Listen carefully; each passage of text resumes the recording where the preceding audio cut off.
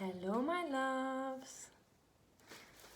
Ah, well, I had a beautiful conversation with a dear friend this morning. Some voice message exchange. um, and it brought me a lot of insights actually. It was like a mirror for me. We had a conversation about the mother and the father wound, about also feeling this unsafety and this insecurity in ourselves once our ties with our parents are cut, or at least the illusion of the mother, the father who will come and save us. When that illusion resolves, it can trigger a lot of unsafety emotions in our inner being. The inner child is screaming, "Hey, no, what are you doing? We are not gonna survive."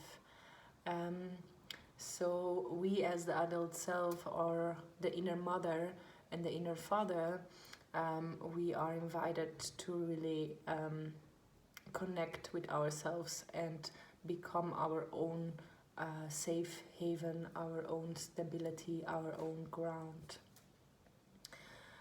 This is a topic maybe for another time. It's also a very complex and long topic, but it was very beautiful for me to connect it to something else, to the mechanism, or let's say the fear of commitment. I always had a really big fear of commitment, and I did realize already in my relationships with partners that this commitment fear was coming from my childhood, and it was coming from my abandonment fear. The fear of being rejected, abandoned by my own parents, the ones who, of course, define your safety when you're very small. So this abandonment fear, of course, in adult life, it can be translated in a commitment fear. It's easier not to commit because it's like running away from the fear of being rejected.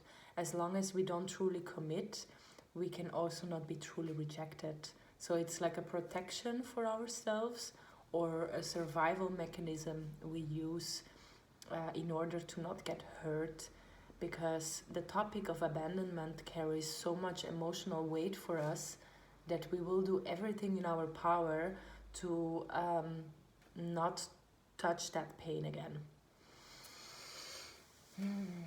So we kind of unconsciously decided to not really allow people into our hearts anymore, to not really commit to relationships anymore, in order not to get hurt or rejected or abandoned ever again.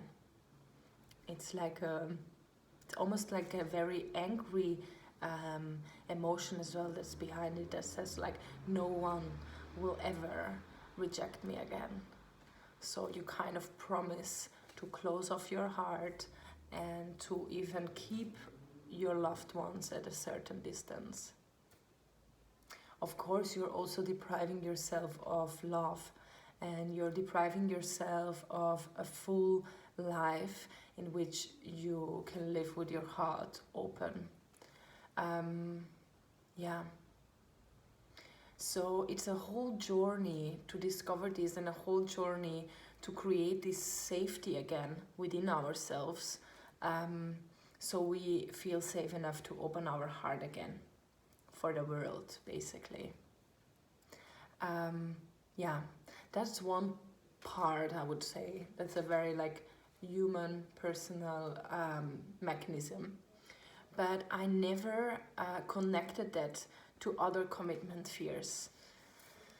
I had another talk actually yesterday with a girl, and it was about me being afraid to commit to any kind of passion or work. For example, I would love to do a course, but then I'm very afraid to do the course because it's a commitment of 1 year and it scares the hell out of me. And we were talking a bit back and forward, from where does that commitment fear come?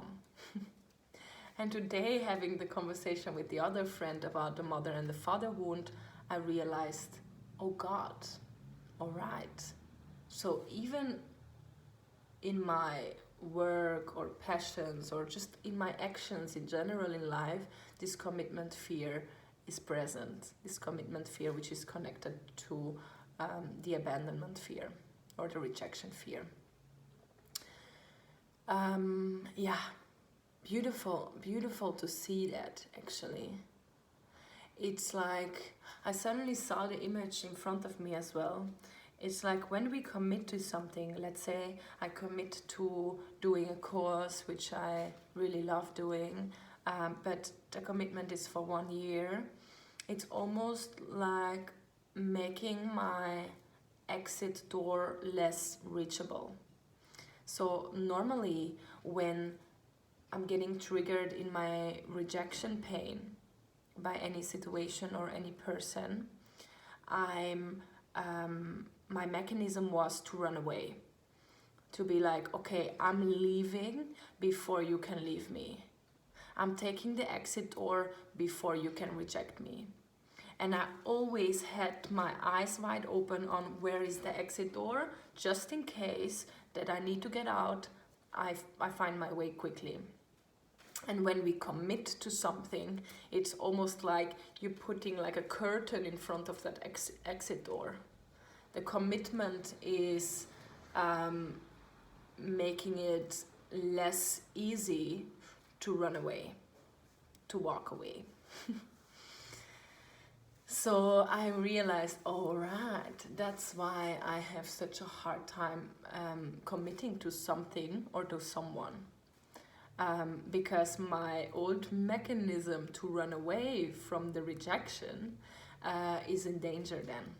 It's like it doesn't work that smoothly anymore. Yeah, beautiful. I just saw it the other day. I put my guts together to speak my truth to some people in my life. And it took me a lot of energy to actually communicate my truth and claim my freedom back and basically say, look, this is who I truly am. Of course, the first fear was to be rejected, to not be accepted because of showing my true colors. And when I felt that fear coming up, the first thing that popped in my head was, let's pack our bags and leave. Luckily, I am more and more in this observation role, so I don't let those fears run me. I don't go with it, but I can see it. It's like, wow, it's so deeply rooted. Like I would pack my bags and leave just to be the one who leaves and not to be the one who is being left. So interesting.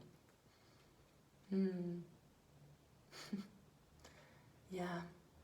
So what I want to end with in this conversation is, when we are aware of those mechanisms, when we are aware of those fears that are deeply rooted in ourselves, let's take a step back from them, right? Let's observe them. Let's not longer allow them to run our lives and deprive us from true connection, true love, true commitment and focus. Let's observe them and let's allow them to be there, but let's not act on them any longer. In my case, instead of packing my bags and leaving, which I did for many years actually, I'm staying and I'm dealing with this fear and with this pain coming up, and I'm telling myself, I'm proud of you for showing up as your true self. And even if people will no longer accept you or like you or love you, you will stick around, right? I will be there for myself. I will be my first biggest fan. And it's a process. It takes a while because of course it's been running in the back for so many years. But it feels also so empowering to finally say, this is who I am. Take it or leave it. It's okay if you don't like me. It's okay if you don't love me. I love myself.